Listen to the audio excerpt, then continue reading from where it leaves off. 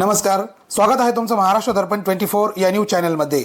बोरीतील prince English स्कूलमध्ये AI व science प्रदर्शनाचा भव्य शुभारंभ।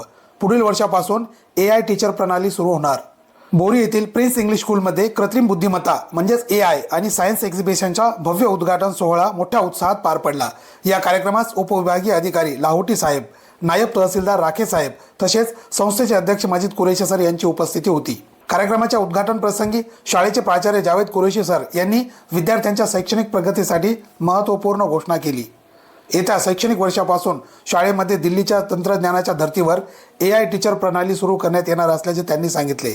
यासाठी दिल्ली स्थित उलो मॅनेज कंपनीशी अधिकृत करार करण्यात आल्याची माहिती त्यांनी यावेळी दिली।